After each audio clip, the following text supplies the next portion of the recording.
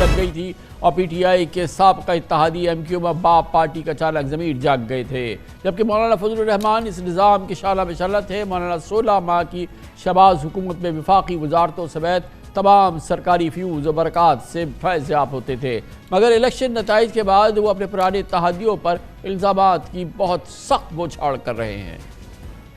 اس پر ایک ہنگامہ کھڑا ہو گیا ہے۔ جمعیت علماء اسلام مولانا فضل الرحمان نے یہ ساری بات کیوں کی، اس پر ہم بات کریں گے۔ جناب حافظ حمداللہ ہمارے ساتھ ہیں، ترجمان ہیں جمعیت علماء اسلام کے۔ بہت بہت شکریہ حافظ صاحب، آپ نے ہمیں جوائن کیا۔ پہلا تو سوال یہ اٹھتا ہے کہ آخر اتنے عرصے بعد مولانا نے یہ بات کیوں کی، اور پہلی بات یہ ہے۔ دوسری بات یہ ہے، اس کی اہم بات یہ ہے کہ جو اصل ملاقات کا جس کا وہ ذکر کر رہے ہیں، ابھی انہوں نے کہا بھی ہے کہ ان کے منہ سے نکل گیا تھا کہ اس جنرل باجوہ اور اس وقت کے D G I S I کے ساتھ ان کی میٹنگ جو تمام جماعتوں کے ساتھ ہوئی، اس میں بھی مولانا فضل الرحمان نے کھل کے مخالفت کی تھی کہ الیکشن نہ ہو اور تحریک عدم اعتماد کے ذریعے عمران خان کو نکالا جائے، اور پھر اس کے بعد جو حکومت بنی اس میں جمعیت علماء اسلام نے بھرپور طریقے سے اس میں شریک ہوئی اور جو امپورٹنٹ پوزیشنز تھی وہ بھی لیں، اور پھر اس دوران کوئی بات نہیں کی۔ مگر اب جب الیکشن ہار چکی ہے جمعیت علماء اسلام، یا اس کو جو بھی اس کے نتائج سامنے آئے ہیں، اس کے بعد مولانا ایسا لگتا ہے کہ غصے میں یہ بات کر رہے ہیں۔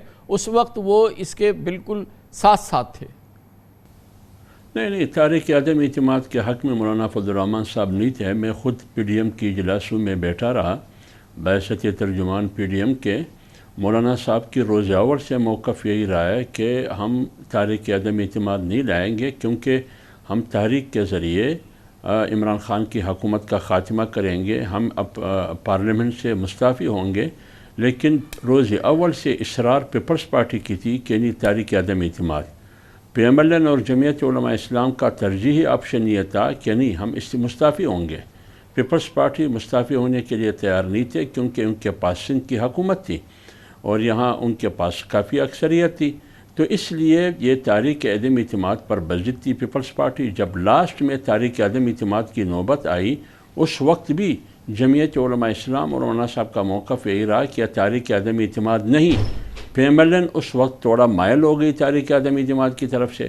اب آپ یہ سوال کر سکتے ہیں کہ مولانا صاحب اور پی ایم ایل این تحریک عدم اعتماد کے حق میں نہیں تھے ابتدا سے، وہ اس لیے کہ تحریک عدم اعتماد اس وقت کامیاب ہو جائے گی جب آپ اسٹیبلشمنٹ کے ہاں مجبور ہو جائیں گے، تو مجبوری کی بنیاد پر، اور ہم نے فیصلہ کیا ہے کہ اسٹیبلشمنٹ کی سیاست میں مداخلت نہیں ہونی چاہیے۔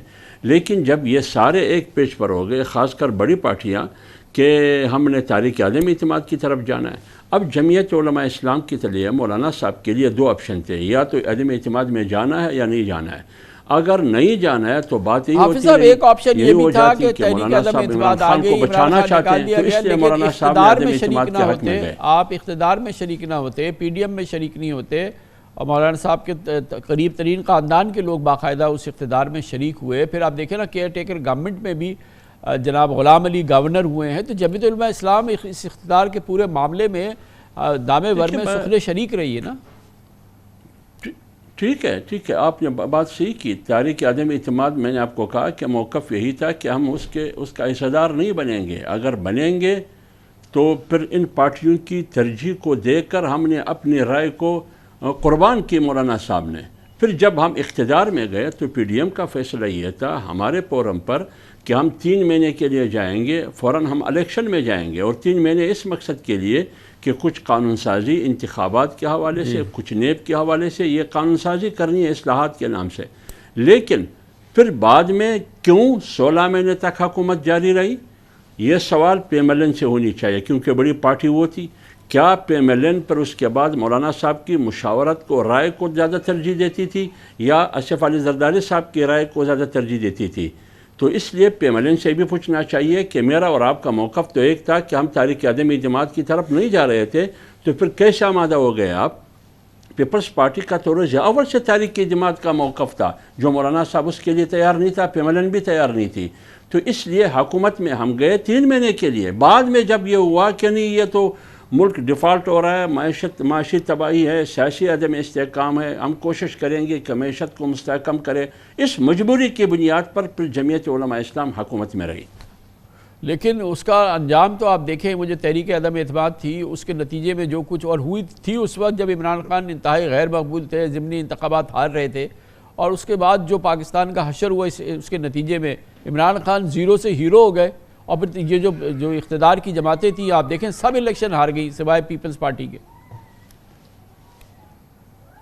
دیکھیے یہ بات آپ کی صحیح ہے، اس وقت بھی ہم نے محسوس کیا کہ ہم نے ایک بات کی کہ پاکستان کو ہم نے ڈیفالٹ ہونے سے بچایا، یہ آج اس وقت بھی ہم اسی موقع پر قائم تھے اور آج بھی موقع پر قائم ہے۔ لیکن قیمت کیا تھی؟ ہم نے کہا کہ اس مہنگائی کے نتیجے میں، معاشی تباہی کے نتیجے میں ہمیں نقصان ہو رہا ہے سیاسی طور پر، لیکن ہم یہی بات کرتے تھے کہ سیاسی طور پر بے شک ہمیں نقصان ہو لیکن ریاست کو نقصان نہ ہو، اس کی معیشت کو بچانا ہے۔ اس سلسلے میں ان دو نقطوں پر ہم آگے بڑھے، ورنہ اقتدار کی شوق ہمیں نہیں تھی۔ بہت شکریہ حافظ حمداللہ صاحب ہمارے ساتھ موجود تھے، جمعیت علماء اسلام مولانا فضل الرحمان کے ترجمان۔ کمرشل بریک، اس کے بعد اس وقت کی جو پی ڈی ایم بنی تھی، اس وقت کی مسلم لیگ نون کی کیا پوزیشن تھی، جنرل باجوہ کا اس سلسلے میں کیا کردار تھا، یہ سب ہم مسلم لیگ نون کے باخبر رہنما ملک احمد خان سے پوچھیں گے چھوٹے سے وقفے کے بعد۔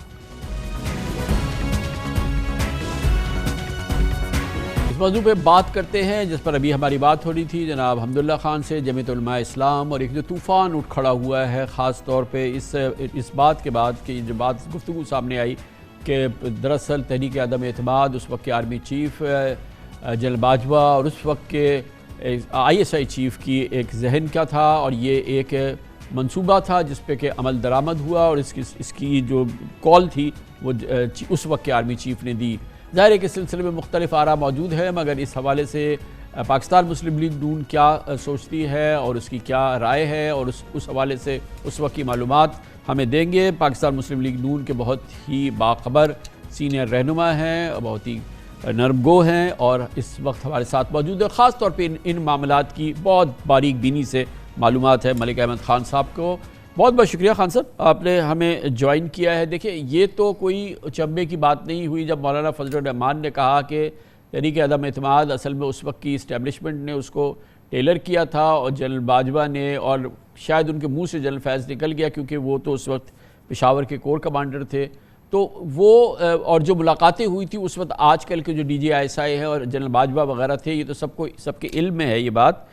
لیکن یہ بات اب کیونکہ پی ڈی ایم کے ایک بہت ہی اہم رہنما کی جانب سے آئی، ایک بہت ہی سینئر رہنما کی جانب سے آئی، اور وہ باقاعدہ نام لے کے جو انہوں نے یہ بات کی ہے، دراصل یہ سب سے زیادہ اس میں نئی بات یہ ہے، وہ جو معلومات انہوں نے دی، وہ میسج تو شاید پہلی بار ہم نے نہیں سنا، لیکن میسنجر کیونکہ اس دفعہ بہت ہی ڈیفرنٹ ہے اور بہت ہی اس کی پوزیشن ہے، اس نے اس معاملے کو کافی پیچیدہ بنا دیا ہے۔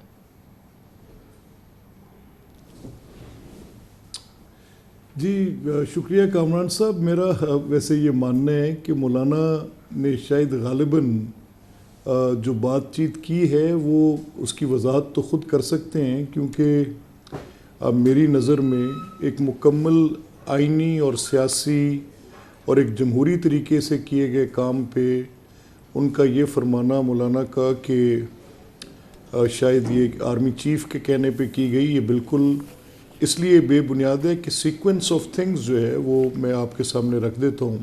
ایک اور چیز ہے آپ کے علم میں ہوگا خان صاحب کہ یہ علی وزیر نے بھی کہا ہے، اور انہوں نے بتایا کہ ان کی شہباز شریف صاحب نے ان سے کہا تھا کہ ہماری اب یہ جب ہم ووٹ آف نو کانفیڈنس کر رہے ہیں، ہماری فوج سے بات ہو گئی ہے، اور آپ کو جو اس سلسلے میں جو آپ کی تحفظات ہیں اس کو ہم ایڈریس بھی کریں گے۔ علی وزیر صاحب نے آپ کے علم میں ہے یہ بات، انہوں نے بھی یہ بات اب کہی ہے، وہ بھی آپ کے ساتھی تھے ظاہر ہے اس پورے عمل میں۔ نہیں دیکھیں، میں تھوڑی سی وضاحت کر دوں، مجھے نہیں پتا کہ علی وزیر جو بات کر رہے ہیں، لیکن جو میں نے کل مولانا کی بات سنی اور اس کے بعد میں تھوڑی سی آپ کو، کیونکہ بہت پرانی بات نہیں ہے اور آپ کے مشاہدے میں بھی ہے، آپ کے حافظے میں بھی ہوگی، یہ سارا سلسلہ جو ہے یہ 3-4 چیزیں کڑیاں آپس میں ملی ہوئی ہیں۔ یہ جب یہ تحریک عدم اعتماد کے متعلق سوچا گیا تو کیسے سوچا گیا؟ یہ جب حفیظ شیخ صاحب نے اپنی سینٹ کی سیٹ لوز کی 17 ووٹوں سے، تو وہ لوگ جن پہ یہ گمان کیا جا رہا تھا کہ انہوں نے ووٹ نہیں دیے، ان میں سے کچھ جو اس وقت کے اراکین تھے جن کے میں نام بھی آپ کو تفصیلاً دے سکتا ہوں، ان کے ساتھ جب ہماری بات چیت ہوئی تو انہوں نے کہا کہ ہم کسی صورت بھی عمران اور عمران کی گورنمنٹ کو سپورٹ نہیں کر رہے، اور اگر کوئی ایسی صورت آئے گی تو ہم اس میں ہم ان کے خلاف جائیں گے۔ اور اس کے بعد پھر آپ کو یاد ہوگا کہ 17 کے قریب بائی الیکشنز ہوئے تھے. ان 17 میں سے 16 بائی الیکشنز تحریک انصاف ہاری تھی. پھر اس کے بعد لوکل گورنمنٹ کے الیکشنز ہوئے کے پی کی فرسٹ فیز، جس میں مولانا کی پارٹی بڑی واضح طور پہ جیتی. اور پھر ایک موقع پہ نہیں، جو کراچی کی پی ڈی ایم میٹنگ تھی، مولانا نے اس میں اصرار کیا کہ اس حکومت کو ایک دن نہیں چلنا چاہیے. اس کے علاوہ جو اسلام آباد کی 2 conducted P D M meetings تھی جن کی سربراہی مولانا کر رہے تھے، اس میں ان کا اصرار تھا کہ اس حکومت کے خلاف عدم اعتماد لانی چاہیے. آپ کو یاد ہوگا کہ پنجاب اسمبلی میں جو اراکین تھے انہوں نے اپنے استعفے اسپیکر صاحب کو دے دیے تھے. مسلم لیگ کے اندر یہ بڑی غالب سوچ تھی، اور مریم نواز صاحبہ یہ سوچ رکھتی تھیں کہ اس سسٹم میں رہنے کا کوئی فائدہ نہیں ہے، اور اس کو یہ بالکل ایک غلط طریقے سے دی گئی حکومت ہے، اور اس میں جو سارے معاملات کیے گئے 2018 اس سے قبل پری الیکشنز پوسٹ الیکشنز، تو اس میں سے میں نکل جانا چاہیے. مولانا اس پر قائل کرتے تھے، ان پی ڈی ایم کی میٹنگز میں قائل کرتے تھے. اور پھر دوبارہ جب آصف زرداری صاحب کی، آپ کو پتہ ہے وہ پی ڈی ایم سے علیحدگی اختیار کر گئے تھے، تو اس عدم اعتماد کی تحریک میں ان کو ساتھ شامل کرنے کے لیے ساری بات تھی، کیونکہ وہ پی ڈی ایم کے صدر تھے. تو یہ جو واقعات تھے اس نے ان سیاسی جماعتوں کو یہ سوچنے پہ مجبور کیا کہ یہ اگر اسی طرح سے حکومت چلتی رہتی ہے تو ان کے معاشی پالیسیوں پہ، گورننس کے طرز حکومت پہ، اس سیاسی انتقام پہ جو عمران کی حکومت میں تھا، تو سب کے بڑے شدید تحفظات تھے. تو پھر ایک کلیکٹیو ایفرٹ کے ساتھ، جس میں پاکستان کی تقریباً وہ ساری پولیٹیکل پارٹیز جو وہاں پر موجود تھیں، جو اسمبلی میں پہلے عمران کی حمایت کر رہی تھیں، انہوں نے اپنی سپورٹ بیس پیچھے کھینچی. تو اصل میں خان صاحب یہ جو آپ کرونیکل پیش کر رہے ہیں، ڈیفینیٹلی اس میں وزن ہے. اور یہ خاص طور پہ یہ بات کہ حفیظ شیخ صاحب کا نے جب الیکشن لوز کیا تھا تو وہ ایک بڑی ایک ٹرننگ پوائنٹ تھا ڈیفینیٹلی. لیکن یہ جو چیزیں ہوئی تھی نا، جس میں سندھ ہاؤس میں یہ جو ڈسیڈنٹ پی ٹی آئی کے جمع ہو گئے تھے، پھر جس طرح سے ان کو وہاں پر ایک تحفظ حاصل تھا، اور جتنی آزادی سے یہ سارا کام وہاں پہ ہو رہا تھا، تو اس سے ایک عام تاثر یہی تھا کہ اس کو کوئی ایک ظاہر کہ اس کے اوپر ایک چھتری ہے. دوسری چیز یہ ہے کہ پاکستان میں جب اس قسم کی اتنی بڑی قابل ذکر کوئی ڈیولپمنٹ ہوتی ہے تو پاکستان کی ہسٹری میں یہ نہیں ہوتا، نہ ہوا ہے کبھی کہ اسٹیبلشمنٹ اس سے لا تعلق رہے. یہ ایک ہماری ایک ہارڈ فیکٹ ہے، اس کو تو ہم ڈینائی نہیں کر سکتے. جی سر، آئی مین ایگریمنٹ، یہ بات آپ درست کہہ رہے ہیں، لیکن میں تھوڑی سی آپ کو یہ جو آپ نے یہ نقطہ اٹھایا یہ بڑی امپورٹنٹ بات ہے. میں آپ کو D G I S P R کی وہ اسٹیٹمنٹ یاد کرا سکتا ہوں جس پہ انہوں نے کہا کہ ہم بالکل اب نیوٹرل ہیں اور کسی قسم کی کوئی سپورٹ پولیٹیکلی ہم ایکسٹینڈ نہیں کریں گے.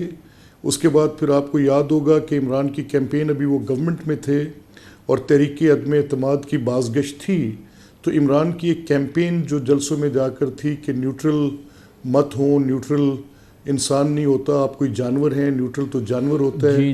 پھر امر بالمعروف کی وہ کیمپین کی اور نہی عن المنکر کی. تو یہ ساری باتیں اس نیوٹریلٹی کے گرد گھومتی تھیں جس کو D G I S P R نے اس وقت کنفرم کر دیا. یہ تو بالکل دیکھیں، جو یہ نیوٹرالٹی کی بات ہے وہ اس کو کلاؤڈ آج فضل الرحمان صاحب نے کیا ہے یا علی وزیر نے کیا ہے، لیکن اگر میں آپ کو سناتا ہوں کہ اس میں کوئی ایمبیگیوٹی نہیں چھوڑی تھی، آپ لوگوں نے چھوڑی ہو یا نہیں.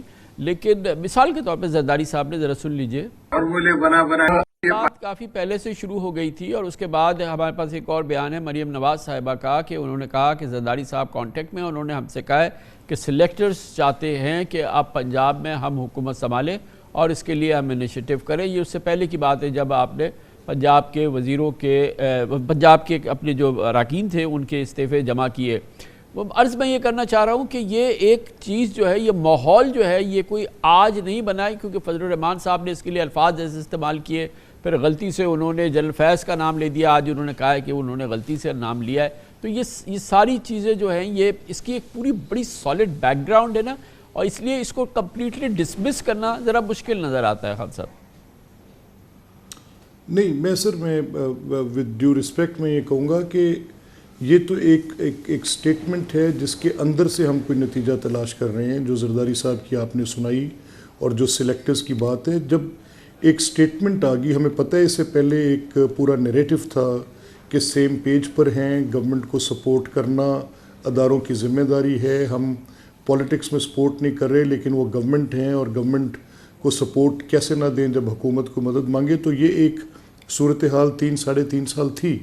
اور پھر جب D G I S P R کی وائی اٹ واز نیسیسیٹیڈ کہ D G I S P R یہ اسٹیٹمنٹ دیں اور اپنی نیوٹریلٹی کا اظہار کریں.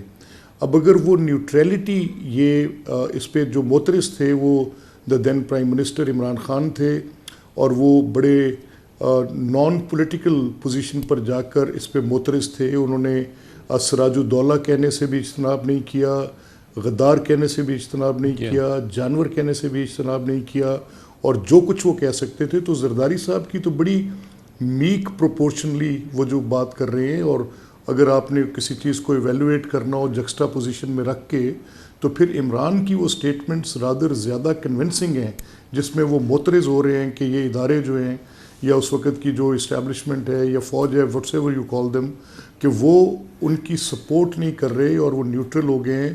اور ان کے ساتھ وہ پھر دنیا جہان کی جو غلط بات ان سے کر سکتے تھے, چاہے وہ جانور کہنا, غدار کہنا, جو بھی کہنا, یا سراج الدولہ, اور وہ یہ ساری باتیں خان صاحب چلیں آپ کی بات میں یقیناً ڈیفینیٹلی کچھ ویٹ ہے, ایسا تو ہم نہیں کہہ سکتے کہ کمپلیٹلی آپ آؤٹ آف دا پروپورشن بات کر رہے ہیں.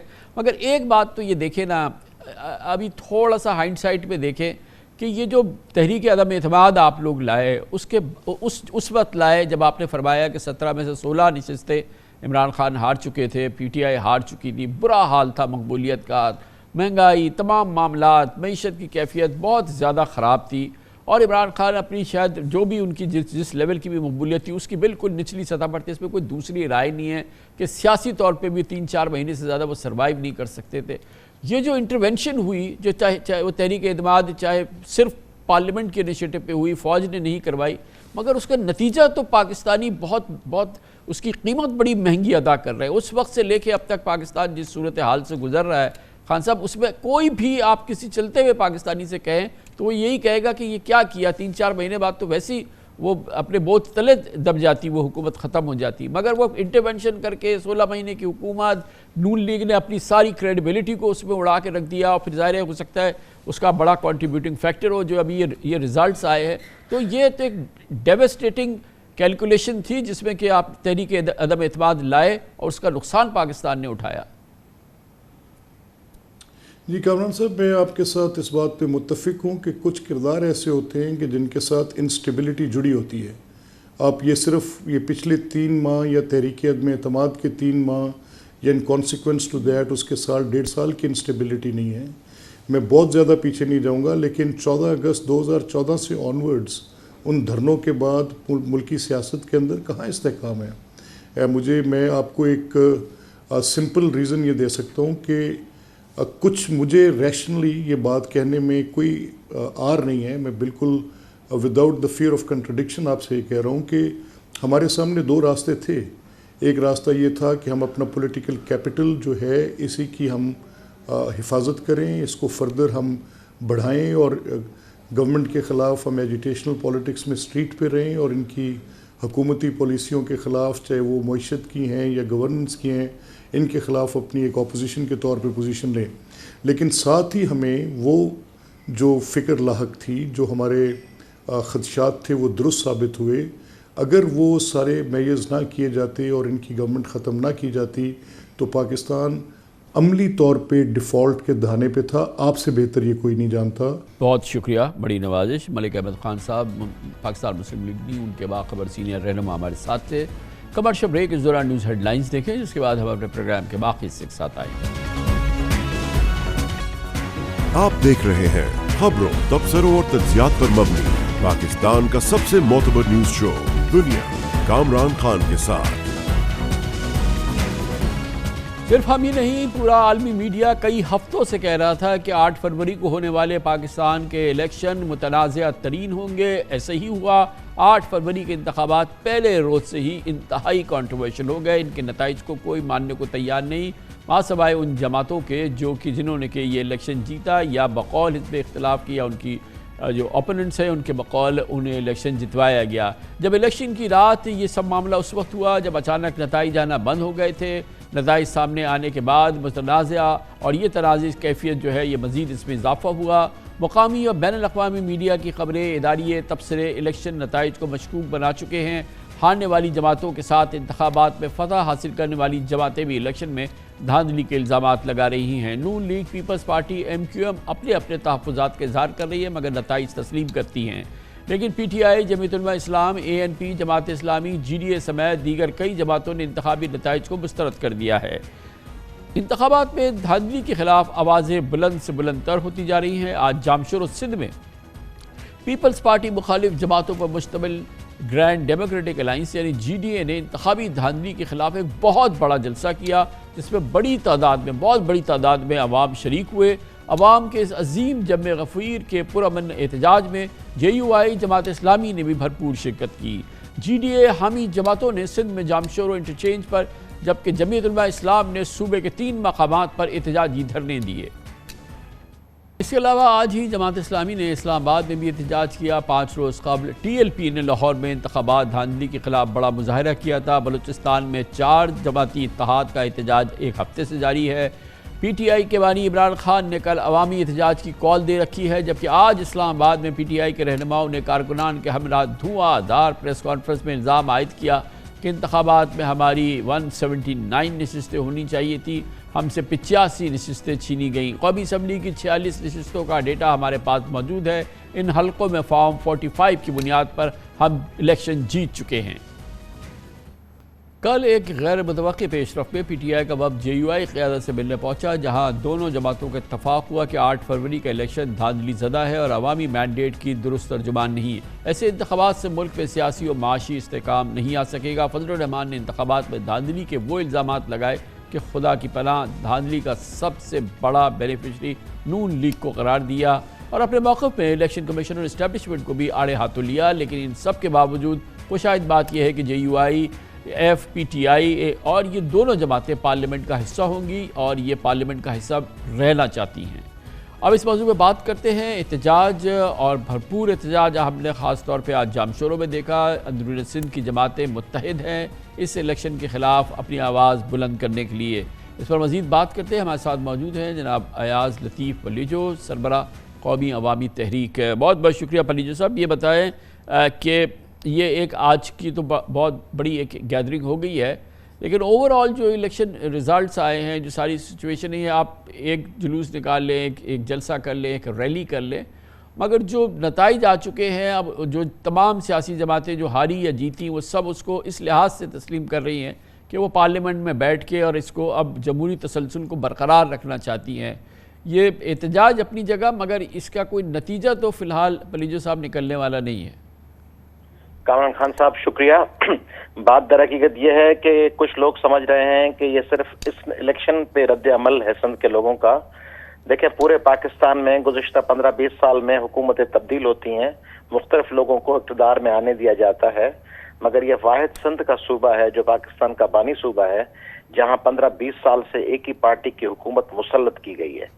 نتیجہ یہ نکل رہا ہے کہ سندھ میں زراعت تباہ ہے، آپ پروگرام کرتے رہے، سندھ میں اریگیشن تباہ ہے، بلدیات تباہ ہے، سندھ میں گٹر کا پانی پلایا جا رہا ہے تمام اضلاع میں، لوگوں کو، بچیوں کو رستوں پہ بھیک منگوائی جا رہی ہے انکم سپورٹ پروگرام کے نام پر، صحافیوں کی لاشیں ہیں، عام عورتوں کی لاشیں ہیں، بچیوں کی لاشیں، ایسا حشر کر دیا گیا ہے۔ پبلک سروس کمیشن میں نوکریاں بک رہی ہیں، MD کیٹ کے پیپرز آؤٹ ہو رہے ہیں، ہر طرف ایک تباہی مچی ہوئی ہے۔ اس تباہی کے خلاف لوگوں میں ایک امید کی کرن ہوتی ہے، ہر صوبے میں ہوتی ہے کہ بھئی چلے ان حکمرانوں سے جان چھوٹے گی، کوئی اور آئے گا، اس کو آزمائیں گے۔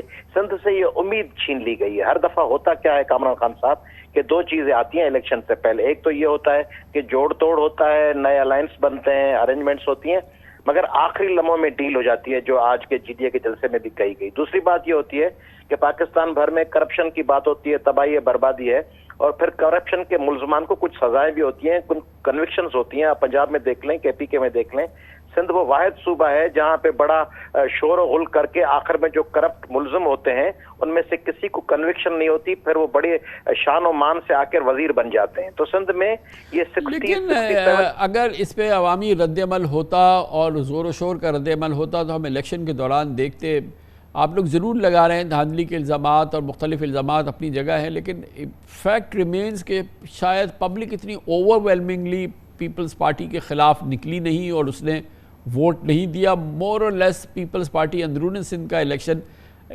جیتی ہے. یہ ایک تاثر ہے جو کہ ہم لوگ یہاں سے دیکھ رہے ہیں. کامران خان صاحب، آپ بالکل ایسا دیکھ رہے ہوں گے. وجہ یہ ہے کہ آپ باقی 3 صوبوں سے کمپیئر کر رہے ہیں نا، وہاں پہ R Os, D R Os, retired ججز، افسران تمام کوئی 20 سال سے خریدے ہوئے نہیں ہیں. جس طرح مرغی انڈے بچے دے دیتی ہے نا، یہاں کرپشن نے انڈے بچے دے دیے ہیں. سندھ کو ایک اس قسم کی گمنام ریلوے اسٹیشن بنائی گئی ہے جہاں فیصلہ سازی کی کوئی ٹرین نہیں رکتی. اس لیے D R O, R Os, تمام افسران، پولیس کے ایس ایس پیز، پولیس کے ڈی آئی جیز اور پولیس ڈی سیز، یہ سب M N A M P A مقرر کرواتے ہیں. ان کو پتا ہے کہ آئندہ حکومت بھی انہی کی آئے گی، اس لیے وہ ان کے ساتھ آر او ڈی آر او بیٹھ کے رزلٹ بناتے ہیں. آپ کہتے ہیں، بالکل درست کہہ رہے ہیں کہ وہ جو ہیجان جو الیکشن کا ہوتا ہے وہ اس لیے نہیں ہے کہ لوگوں نے یہ طے کر لیا ہے، لوگوں نے سوچ لیا ہے کہ اس دفعہ بھی الیکشن کچھ بھی ہو، نتائج کچھ بھی ہو، ان کو دے دی جائے گی. ایک عام تاثر ہے جو انتہائی خطرناک ہے کامران صاحب، وہ یہ ہے کہ یہاں سندھ کے لوگ سمجھتے ہیں کہ اصل مقابلہ پنجاب میں ہے، پی ایم ایل این اور پی ٹی آئی کا. اور جس طرح 2018 میں کسی پارٹی کو لانا تھا تو سندھ کو قربانی کی بلی کا بکرا بنایا گیا، وہ سمجھتے ہیں اب کسی اور پارٹی کو لانا تھا. اس لیے پھر کیونکہ زرداری صاحب ورنہ اس پارٹی کی اقتدار میں آنے کی راہ میں رکاوٹ ہوں گے 2018 میں بھی، 2024 میں بھی. اس لیے زرداری صاحب کو سندھ لکھ کے دے دینا ہے پیٹی ٹھیکیدار کو، تاکہ وفاقی گورنمنٹ کی فارمیشن میں زرداری صاحب ان کے سہولت کار بنے اور جس کو چاہا جائے اس کو حکومت مل جائے. اچھا یہ بتائیں کہ آج آپ کے اس اجتماع میں، بہت بڑا اجتماع تھا، اس میں جے یو آئی بھی شریک تھی، جماعت اسلامی بھی شریک تھی. کل پی ٹی آئی ایک بڑا اس نے پروٹیسٹ کال دی ہے، تو آپ لوگ کیا اس میں بھی شریک ہوں گے؟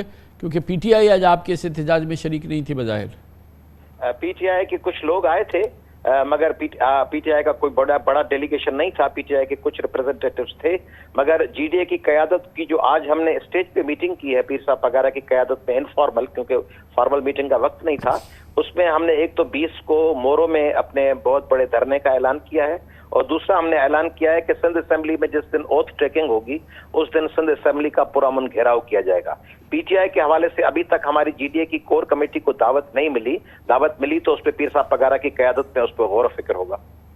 بہت شکریہ جناب ایاز لطیف پلی جو ہمارے ساتھ موجود تھے، سربراہ قومی عوامی تحریک کے. آج جی ڈی اے نے ایک بہت بڑا اجتماع کیا جام شوروں میں مبینہ انتخابی دھاندلیوں کے خلاف. کمرشل بریک، اس کے بعد ذکر کرتے ہیں. اصل مسئلہ یہ ہے کہ حکومت کی تشکیل ہو اور جلد از جلد جو مخلوط حکومت بننی ہے وہ بن جائے.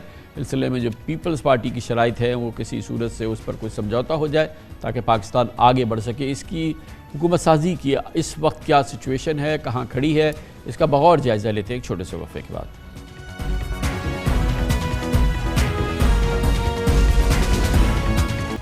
Welcome back. وقفے سے قبل ایک طرف ملک میں انتخابی نتائج پر سیاسی جماعتیں جو سراپا احتجاج ہیں اس کی کیفیت ہم نے آپ کے سامنے رکھے، مگر دوسری جانب ملک کی 2 بڑی سیاسی جماعتیں حکومت سازی کے مراحل طے کرنے کی کوشش میں ہیں.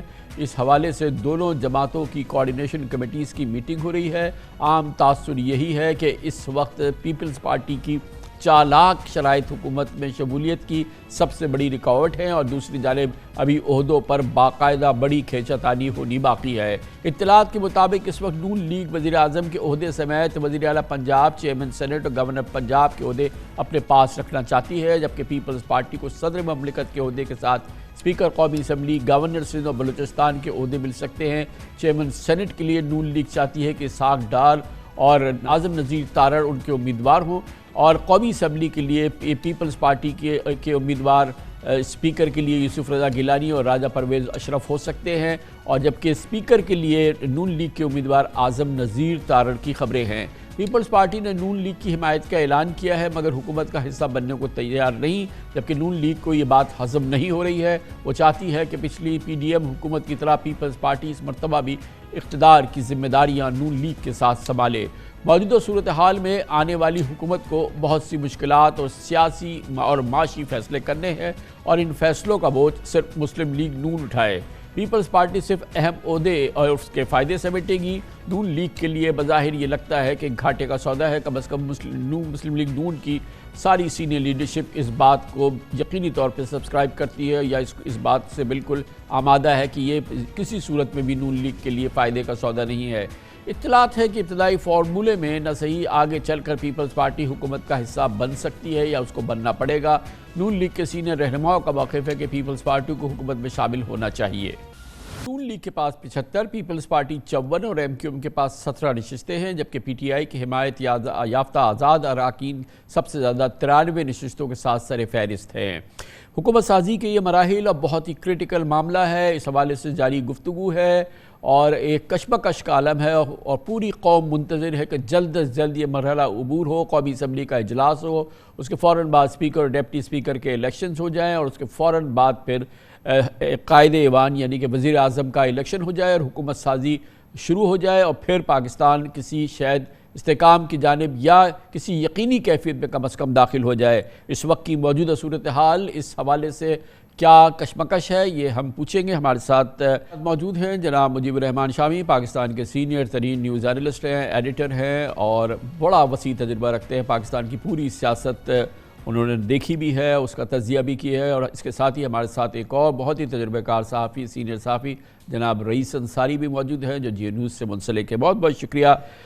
شامی صاحب بتائیے گا کہ بظاہر تو یہ لگتا ہے کہ یہ جو پیپلز پارٹی کی چالاک شرائط ہے یہ اس وقت سب سے بڑی رکاوٹ ہے حکومت سازی کے حوالے سے، اور فی الحال اس سلسلے میں بظاہر یہ لگتا ہے کہ کوئی بریک تھرو نہیں ہوا ہے. فی الحال پیپلز پارٹی کابینہ میں شامل ہونے کے لیے ابھی تک تیار نہیں ہے. آپ کی کیا خبریں ہیں اس بارے میں؟ مسلم لیگ نون کے اندر بھی دو رائے پائی جاتی ہیں. ایک تو یہ ہے کہ پیپلز پارٹی ذمہ داری میں شریک ہونے سے انکار کر رہی ہے، اس لیے ایسی حکومت جو ہے وہ بہت پریشان کن ہوگی. لیکن دوسری طرف ایک نقطہ نظر یہ بھی ہے کہ پیپلز پارٹی اگر وفاقی کابینہ میں شامل نہیں ہونا چاہتی تو مسلم لیگ نون کو فری ہینڈ مل جائے گا اور وہ اپنی مرضی سے وزارتیں تقسیم کر سکے گی اور اپنی مرضی سے کیبنٹ بنا سکے گی. تو یہ دونوں جو نقطہ ہے نظر ہیں وہ مسلم لیگ نون میں موجود ہیں. اور یہ بھی کہا جا رہا ہے کہ اگر پیپلز پارٹی کو کچھ کانسٹیٹیوشنل جو منصب ہیں وہ دے دیے جائیں اور پھر ایک دفعہ جب حکومت قائم ہو جائے گی تو پھر پیپلز پارٹی کے لیے آسان نہیں ہوگا کہ اس کو عدم اعتماد کر کے اور گھر بھجوا سکے، کیونکہ عدم اعتماد کے لیے پھر اسے پی ٹی آئی کے ساتھ معاملہ کرنا پڑے گا، کیونکہ ایک دفعہ حکومت قائم ہونے کے بعد پھر وہ اپنی جگہ کھڑی رہے گی جب تک کہ اس کے خلاف آپ میجورٹی ہاؤس کی لا نہیں سکتے. تو یہ بحث جاری ہے اور نفع نقصان کا جائزہ لیا جا رہا ہے. اگرچہ زیادہ تر لوگوں کی رائے یہی ہے کہ وفاقی حکومت میں شریک نہ ہی ہوں تو بہتر ہے اور پنجاب حکومت جو ہے اس پہ توجہ مرکوز کریں. لیکن یہ بات جو ہے وہ قبول نہیں ہوگی، کیونکہ یہ فیصلے جو ہیں برحال آزادی کے ساتھ اس طرح نہیں ہو سکتے کہ آپ ٹہلتے ہوئے جائیں اور اپنی مرضی کا جو آرڈر دے دیں اور مرضی کا کھانا آپ کھانے کے لیے میز پر بیٹھ جائیں. بہت کچھ ایسا ہے جس میں مجبوری بھی ہے اور فیصلے جو ہے کرنے بھی پڑیں گے. تو پیپلز پارٹی کی بھی مجبوری ہے اس وقت اور مسلم لیگ نون کی بھی مجبوری ہے کہ وہ ایک دوسرے کے ساتھ تعاون کریں. جی مجبوری تو شامی صاحب سب سے بڑی اس وقت سب سے بڑی ان کے پیچھے کوئی نہ کوئی ضمانت تو ضرور ہوگی جس کی وجہ سے ایک دوسرے سے توقع کی جا سکے گی کہ وہ بیہیو کرے. شامی صاحب اس میں تو سب سے بڑی مجبوری تو قوم کی ہے. قوم کو سب سے پہلے چاہیے کہ ایک استحکام کی کیفیت نظر آئے، حکومت سازی ہو جائے اور کسی صورت سے گاڑی آگے بڑھے، یہ غیر یقینی کیفیت ختم ہو. یہ تو اس وقت قوم کی سب سے بڑی ضروری ہے. ویلکم ٹو دی شو. رئیس انصاری صاحب آپ فرمائیے گا کہ کون سا پلہ بھاری ہے؟ یہ تو بالکل بے شک جیسے شامی صاحب نے فرمایا بالکل بے شک ہے کہ یہ کیفیت ایسی ہے کہ جس میں دو رائے تو بہرحال نون لیگ میں ہونی بھی چاہیے. ایک جانب ظاہر ہے شہباز شریف صاحب ہیں کیونکہ اس سے پہلے بھی وہ کی سوچ پریویل کی تھی جب پی ڈی ایم کی حکومت قائم ہوئی تھی اور پھر الیکشن نہیں ہوئے تھے اور وہ حکومت میں رہے تھے اور اب بھی ایسا لگتا ہے کہ وہی سوچ ان کی ہے کہ حکومت بنانی چاہیے اور آگے بڑھنا چاہیے، جبکہ دوسری جانب جو سینئر لیڈرشپ ہے، I don't know Nawaz Sharif صاحب کی کیا رائے ہے، کیا خبریں ہیں ویسے اس حوالے سے حکومت سازی کی کہ مسلم لیگ نون کیا پوزیشن لے، کیا یہ اونٹ کسی کروٹ بیٹھتا نظر آ رہا ہے؟ جی کامران خان صاحب، جب لاہور میں بلاول ہاؤس میں ملاقات ہوئی تھی شہباز شریف صاحب کی اور زرداری صاحب کی اور بلاول صاحب کی، اس وقت صورتحال کچھ اور تھی۔ اس میں جب یہ بات پرائم منسٹرشپ کی گئی تو اس میں دونوں نے کہا کہ آدھی آدھی ٹرم کر لی جائے، یا جن کے ووٹ زیادہ ہیں ان کو 3 سال پھر 2 سال کر لی جائے۔ تو اس میں پاور شیئرنگ ٹھیک تھی، کیونکہ اگر ایسا ہو جاتا تو ان کے وزیر بھی آتے اور مکمل حکومت جو ہے وہ مل کے چلنی تھی۔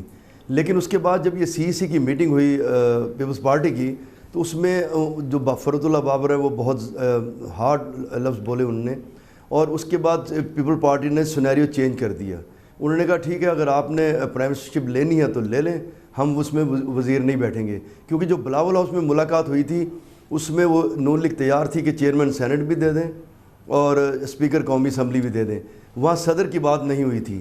تو اس میں کمفرٹیبل تھی نون لیگ بھی اور پیپلز پارٹی بھی۔ اس میں 5 سال کے لیے شہباز شریف نے آنا تھا اور چیئرمین سینٹ اور اسپیکر ان کے پاس رہنے تھے۔ لیکن اب جب سی کی میٹنگ ہوئی، بعد میں صورتحال آئی، اب یہ ایسا ہو رہا ہے کہ دونوں پارٹیوں کے پاس واضح مینڈیٹ تو ہے نہیں۔ وہ کہتے ہیں نا کمبل مجھے نہیں چھوڑ اور میں کمبل کو نہیں چھوڑ پا رہا، دونوں کی ایک ایسی صورتحال ہو گئی ہے۔ اب جو ابھی شامی صاحب نے جو بات کی وہ بالکل درست بات کی۔ آج بھی میٹنگ ہوئی ہے نون لیگ کے، جو ہمارے ذرائع یہ کہتے ہیں کہ وہاں زیادہ تر شرکا نے یہ رائے دی کہ آپ کو سینٹرل گورنمنٹ میں شامل نہ ہوں۔ پنجاب میں ہمارے نمبر پورے ہیں، بلکہ نمبر جو ہیں جب سیٹس آئیں گی یہ خواتین کے اسپیشل سیٹس، اس میں ہم 200 سے کراس کر جائیں گے، ہم کمفرٹیبل یہاں حکومت کریں، ہمیں سینٹر میں نہیں لینی چاہیے۔ لیکن دونوں پارٹیاں یہ بھی سوچتی ہیں، نون لیگ اور پیپلز پارٹی، کہ اگر ہم دونوں ساتھ نہ ملے تو یہ دوبارہ الیکشن کی طرف جائیں گے اور ملک متحمل نہیں ہو سکتا۔ اس لیے ضرورت اس بات کی ہے کہ اگر گورنمنٹ بنانا چاہے نون لیگ تو پیپلز پارٹی اس کی سپورٹ جاری رکھے۔ لیکن دوسری طرف جو میں دیکھتا ہوں جو گیم ہے، جو جس طرح کہتے ہیں زرداری صاحب جوڑ توڑ کے ماہر ہیں، کیونکہ وہ چاہتے ہیں کہ اگر گورنمنٹ نون لیگ کو دے دی جائے تو وہ اب مانگ نہیں رہے ہیں چیئرمین سینٹ، نہ اسپیکر نہ صدر، وہ کہتے ہیں ہم تینوں پر اپنے امیدوار کھڑے کر دیں گے۔ تو الٹیمیٹلی جب نون لیگ کو وہ گورنمنٹ دیں گے تو نون لیگ اخلاقاً تینوں عہدوں پہ اپنا امیدوار نہیں کھڑا کرے گی، اور تینوں ایسے عہدے جو آئینی عہدے ہیں جو اگلی حکومت ٹوٹنے کے بعد بھی رہتے ہیں، وہ تینوں انہی کے پاس رہ جائیں گے۔ تو اس وقت صورتحال بڑی گم گم کی صورتحال ہے، پیپل پارٹی علیحدہ سوچ رہی ہے، لیکن گویا شامی صاحب یہ گتھی جو ہے یہ سلجھتی نظر نہیں آ رہی فی الحال۔ اس وقت جو صورتحال ہے اس میں یہ گتھی بلکہ اور الجھتی جا رہی ہے۔ آپ کو کیا لگ رہا ہے؟ کیونکہ بہرحال ضرورت ہے، اولین ترجیح ہے کہ جلد از جلد یہ مسئلہ حل ہو، لیکن ایسا لگتا ہے کہ ابھی فریقین میں کوئی بیچ کا راستہ تو ابھی اس کی جھلک نظر نہیں آ رہی۔ دیکھیے خان صاحب، فریقین اپنا اپنا دور لگائیں گے اور اپنے اپنے انداز میں اپنی اپنی گتھی جو ہے اس کو سلجھانے کی کوشش کریں گے، لیکن بالآخر انہیں ایک دوسرے سے معاملہ کرنا ہوگا اور یہ گتھی سلجھ کے رہے گی، یہ زیادہ الجھائی نہیں جا سکتی۔ میرا خیال دونوں کا مفاد بھی اس میں ہے اور دونوں پر حالات کا دباؤ بھی ہے، اور وہ دونوں انتخابات کی طرف فوری طور پر نہیں جا سکتے، نہ ملک اس کا متحمل ہے نہ دونوں جماعتیں اس کی متحمل ہیں۔ تو میرا خیال جب تک عمران خان صاحب ایک بڑے حریف کے طور پر موجود رہیں گے، اور اس وقت ان کو دونوں کو کوئی نہ کوئی راستہ نکالنا پڑے گا۔ ہاں، اگر انہوں نے کوئی کھڑکی کھولی اور کوئی معاملہ مختلف ہو گیا اور بات چیت شروع ہو گئی تو پھر ایک مختلف منظر ہو سکتا ہے۔ اس وقت تو عمران خان جو ہیں وہ یونائٹنگ فیکٹر بھی ہیں اور وہ ان کو متحد بھی رکھیں گے، اور یہ ایک دوسرے سے لاکھ چاہیں اختلاف کریں اور منہ بسوریں، لیکن ایک دوسرے کی طرف ان کو دیکھنا بھی ہے، مسکرانا بھی ہے اور ہاتھ بھی ملانا ہے۔ لیکن رئیس انصاری صاحب، اب اس کے لیے تو پہلی بات تو یہ ہے کہ کہیں نہ کہیں لے دے کے ہی کام ہوگا، گیو اینڈ ٹیک ہی ہوگی جب یہ مسئلہ حل ہوگا۔ لیکن یہ بہرحال قوم کی، پاکستان کی سب کی ضرورت ہے کہ یہ حکومت سازی کا عمل ہو، تکمیل ہو اس کی، اور یہ کام شروع ہو جائے۔ اور یہ ظاہر ہے اس میں اور فریقین بھی ہیں، بڑے اسٹرانگ سٹیک ہولڈرز بھی ہیں۔ اس سلسلے میں دونوں جو یہ فریقین ہیں، نون لیگ اور پیپلز پارٹی، ان کے درمیان ایک تیسرا بھی تو بڑا فریق ہے نا، پھر بیچ بچاؤ تو میں سمجھتا ہوں کہ وہی فریق کرے گا۔ جی بالکل آپ نے ٹھیک بات کی. دیکھیے کامران صاحب بات یہ ہے کہ اگر یہ پیپلز پارٹی اور نون لیگ بیٹھ جائیں تو جو ملک کی اس وقت صورتحال ہے, معاشی صورتحال بہت خراب ہے, امن و امان کی صورتحال بھی خراب ہے, تو اس میں تیسرا بڑا فریق تو عمران خان ہے. تو عمران خان کو جو میری سوچ ہے کہ جو اس ملک کے حالات ہیں انہیں بھی بہت سمجھداری سے کام لینا چاہیے. اگر وہ نہیں کسی سے اطاعت کرنا چاہتے بالکل نہ کریں, لیکن اگر پیپلز پارٹی اور نون لیگ مل کے چل رہے ہیں تو انہیں سمجھداری سے کام لینا چاہیے. میری ابھی کچھ رہنماؤں سے بات بھی ہوئی تھی, انہوں نے کہا عمران سمجھداری سے نہیں چل رہے. ان کی اعتراض یہ تھا کہ انہوں نے گنڈا پور صاحب کو جناب وزیر اعلیٰ کے پی کے نامزد کر دیا ہے. تو ان کی وہ جو سوچ ہے ابھی تک اس کی بڑی جارحانہ سوچ ہے جو کہ ہمیں آگے لے جا کے مشکل میں ڈال سکتی ہے, کیونکہ کے پی کے میں ان کی حکومت ہوگی, امیر مقام کے پی کے میں, اور نون لیگ کے لوگ بھی کے پی کے میں جائیں گے تو بڑی صورتحال خراب ہو سکتی ہے بعد میں.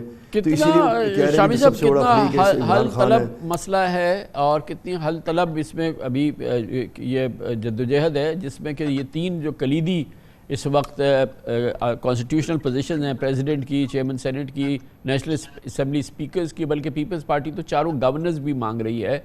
اس پر بھی تو کافی تگ و دو ابھی ہونی باقی ہے نا کہ بالآخر یہ عہدے جائیں کہاں پر. یہ تو ابھی یہ بھی ابھی بہت ہر لحاظ سے طے ہونا باقی ہے. دیکھیں جو مانگا جو بھی جائے بالآخر سیٹلمنٹ ہو جائے گی. میرا خیال صدر کا عہدہ ہی اتنا بھاری ہے کہ اس کے بعد تو کوئی اور چیز مانگنے کی تو خواہش ہونی نہیں چاہیے, لیکن کہا کچھ نہ کچھ اور بھی مل سکتا ہے. کیونکہ آپ نے جو کہا نا تیسرا فریق, عمران خان تیسرا فریق ہیں.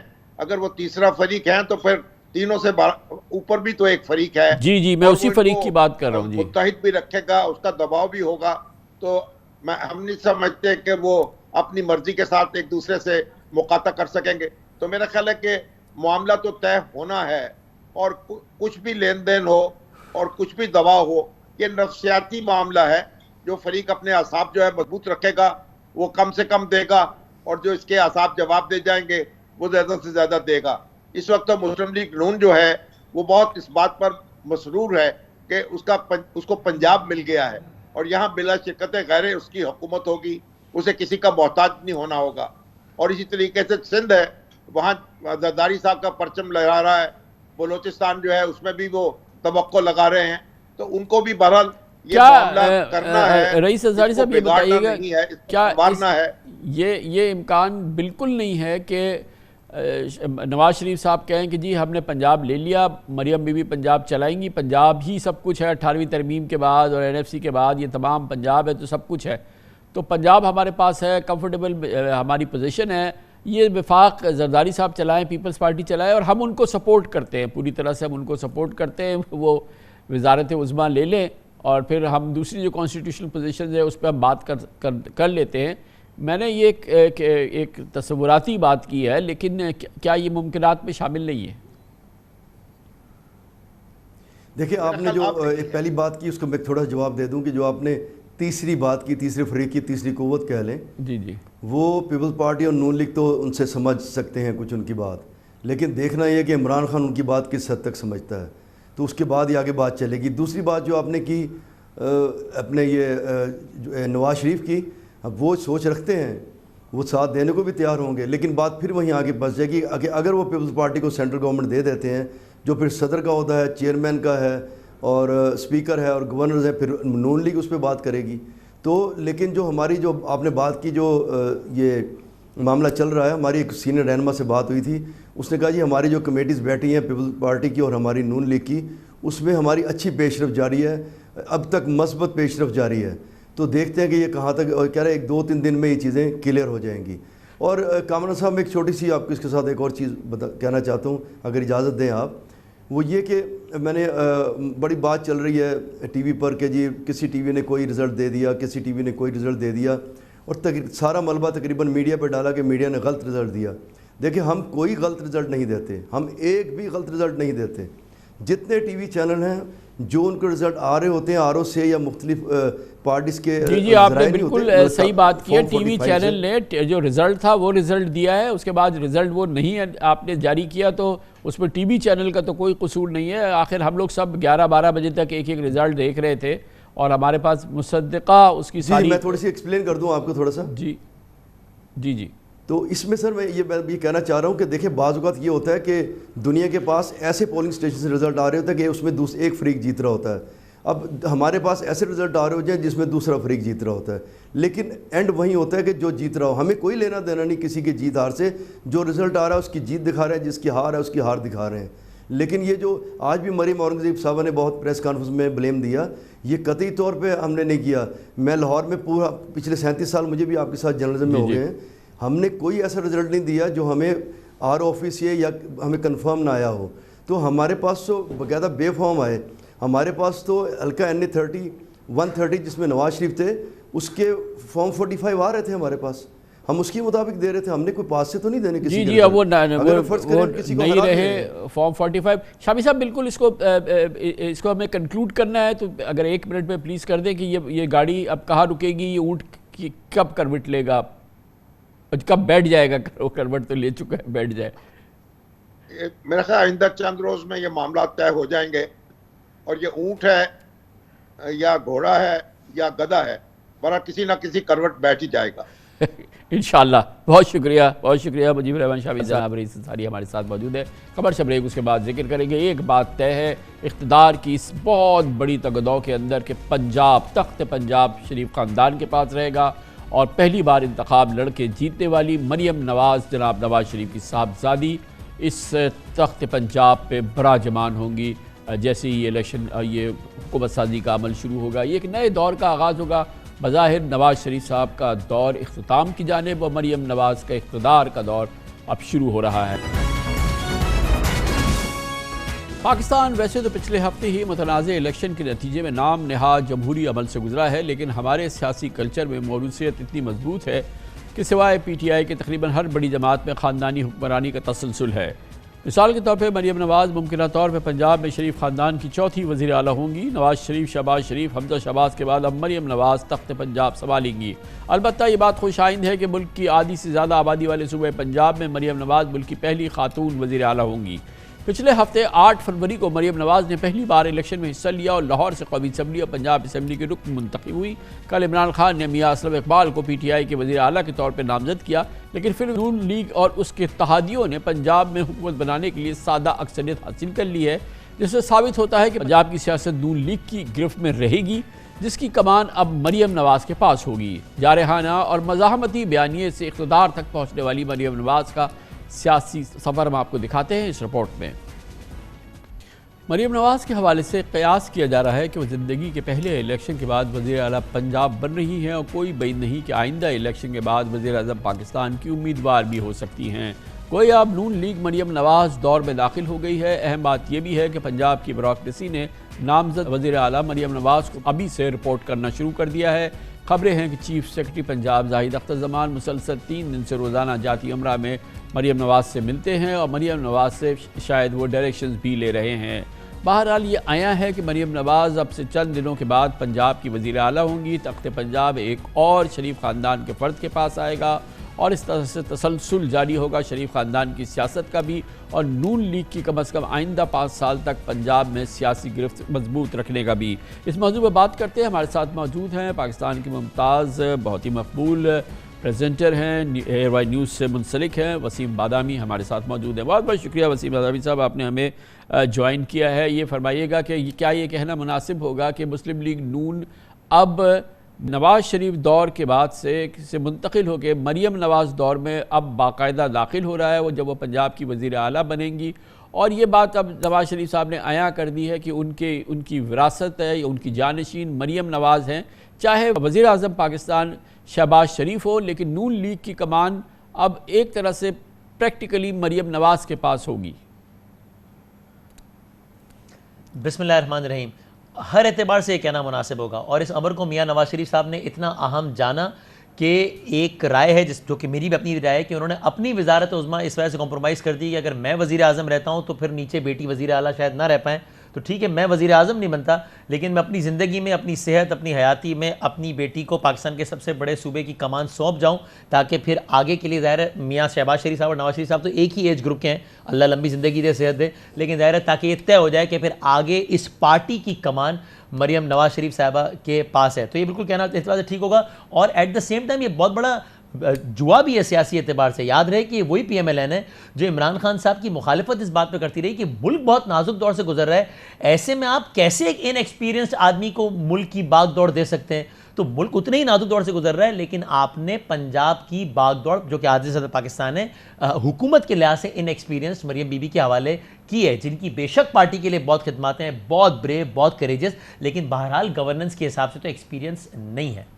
لیکن اس میں پھر کتنی اہمیت ہوگی اس بات کی کہ ڈیلیوری ہو، اور اب جس پنجاب میں وہ اقتدار سنبھال رہی ہیں، پاکستان اس زمانے میں بہت ہی معاشی طور پہ کمزور صورتحال سے گزر رہا ہے، اور یہ الیکشن بھی یقیناً اس کے بارے میں بہت ہی متنازع الیکشن رہا ہے۔ پنجاب میں بھی بہت ہی سنگین الزامات لگے ہیں، اور ظاہر ہے کہ ان کے سامنے پی ٹی آئی کی ایک بہت مقبول صورتحال سامنے کھڑی ہے، تو ان کو نہ صرف یہ کہ سیاست کے میدان میں بھی مسلسل پی ٹی آئی کے چیلنج کا سامنا ہوگا، ڈیلیوری کے میدان میں بھی ان کو سامنا ہوگا، اور ظاہر ہے کہ وہ مریم نواز ہیں، شہباز شریف نہیں ہیں، جو بلا کے تجربہ کار اور بلا کے محنتی اور بلا کی تجربہ رکھنے والی شخصیت تھیں، تو ان کو بہرحال شہباز شریف کو بھی ہرانا ہے۔ بالکل ایسا ہی، اور ان سارے عوامل کی وجہ سے اگر عام حالات بھی ہوتے تو بھی یہ بڑا چیلنج ہوتا، ان مخصوص حالات میں یہ چیلنج کئی گنا بڑھ جاتا ہے مریم نواز شریف صاحبہ کا۔ ہمیں یاد ہے کہ کس طریقے سے وہ شہباز شریف کہ جو کہ پاکستان میں ایک بہترین ایڈمنسٹریٹر کی شناخت رکھتے تھے، وہ بھی جب نازک حالات میں وزارت عظمیٰ کے منصب پر آئے تو 16 مہینوں میں ان کا وہ سارے کا سارا تاثر کس طرح ہوا ہو گیا، اور لوگ کہنے پر مجبور ہوئے کہ یہ اچھے سی ایم مٹیریل ہی ہیں، یہ پی ایم مٹیریل نہیں ہے۔ اب مریم نواز شریف صاحبہ سی ایم مٹیریل ہیں یا نہیں، ان کو یہ ثابت کرنے کے لیے بہت سارے دریاؤں کو عبور کرنا پڑے گا۔ ایک بات ان کے حق میں جاتی ہے کہ نواز شریف صاحب not being the prime minister of the country in کو ٹائم دے سکیں گے، ان کی سرپرستی کر سکیں گے، ہاویور یہ چیلنج بہت بڑا ہوگا۔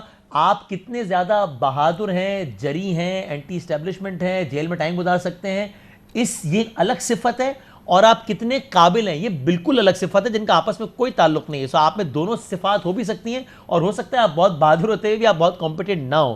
سو یہ بہت بڑا چیلنج ہوگا جو کہ مریم بی بی کے کریئر کو یا بنا سکتا ہے یا بالکل اپنے کریئر کے ابتدا میں بہت شدید داغدار بھی کر سکتا ہے۔ اچھا، اب یہ کیا اس کا ان پہ بوجھ ہوگا، کیا ان کو یہ ایک چیلنج ہوگا کہ ان کا پورا خاندان پورے اقتدار پر جو ہے اس کی چھاپ ہوتی ہے؟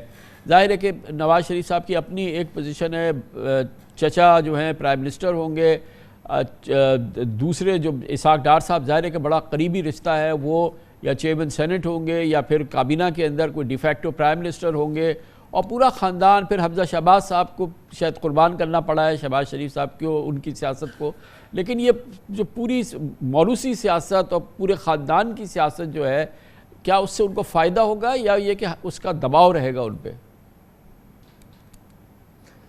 دباؤ تو رہے گا، اور بائی دا وے میں یہ سمجھتا ہوں کہ مریم بی بی جس طریقے سے اٹھ کر سامنے آئی اور جس تیزی سے انہوں نے گرو کیا، اس کی سب سے پہلی جو کیجویلٹی ہوئی ہے وہ حمزہ شہباز شریف صاحب ہوئے ہیں۔ حالانکہ انہوں نے زیادہ جیل کاٹی، لیکن لوگوں کو یاد تک نہیں ہے کہ حمزہ شہباز صاحب نے کتنا جیل کاٹی، کیونکہ وہ یہ مریم بی بی کی اپنی شخصیت کا جو کرزما اور ایک خاتون ہونے کے ناطے اور بہادری اور وہ سارا، اب یہ پریشر تو نواز شریف صاحب پہ بہت ہوگا، اور ان حالات میں تو بہت ہی زیادہ ہوگا کہ جہاں پر میں معلومات کی بنیاد پر عرض کر سکتا ہوں کہ نواز شریف صاحب کے آس پاس بیٹھے لوگوں کی رائے ہے کہ ان حالات میں نہ لیجیے، حکومت کیسے ڈیلیور کریں گے، اتنا ہمالیہ کھڑا ہے مسائل کا، ہاتھ پیر بندھے ہوئے، اور ساتھ زرداری صاحب بیٹھے ہیں جو کہتے ہیں مجھے یہ بھی دو، یہ بھی دو، یہ بھی دو، اور پھر ذرا سا کوئی مسئلہ ہوگا تو کہیں گے چلے سلام پھر آپ خود چلا لیجیے حکومت۔ تو یہ بہت بڑا چیلنج تو ہوگا۔ ہاؤ ایور اس کو بدقسمتی کہیے یا جو بھی، کہ بر صغیر میں اور خاص طور پہ ہمارے ملک میں تو اگر مطلب ہم ایکیڈمک ڈیبیٹ کی وجہ سے کہتے ضرور ہے، میری اپنی بھی رائے ہے کہ ذرا موروثیت نہیں ہونی چاہیے، لیکن لوگوں کی ایموشنل اٹیچمنٹ بھی انہی رہنماؤں سے زیادہ ہوتی ہے، اگر وہی انہی کا بیٹا، انہی کا پھر بیٹا اور انہی کی بیٹی آ گیا ہے تو لوگوں کی ایموشنل اٹیچمنٹ ہوتا زیادہ ہوتی ہے۔ تھا بادامی صاحب، یہ ہوتا تھا، لیکن بھارت نے یہ ثابت اس فلسفے کو زندہ درگور کر دیا ہے، ختم کر دیا ہے۔ یہ تو بالکل اب کہانی پلٹ گئی، ہم چاہے اس پہ اصرار کرتے رہے اور اس سے لٹکے رہے، لیکن یہ فلسفہ جو ہے یہ آؤٹ ہو رہا ہے، یہ نہیں چل سکتا تھا، اور بھارت میں یہ بات ثابت ہو گئی ہے۔ تھینک یو سو مچ، بہت بہت شکریہ۔ وسیم آدابی ہمارے ساتھ موجود تھے۔ اس کے ساتھ ہی ہمارے آج کے پروگرام کا اختتام ہوتا ہے۔ سیٹرڈے سنڈے کی ہفتہ وار تعطیل، پھر کو انشاءاللہ آپ سے پھر ملاقات ہوگی۔ پھر تک لیے کامران خان کو اجازت. اللہ حافظ ناصر.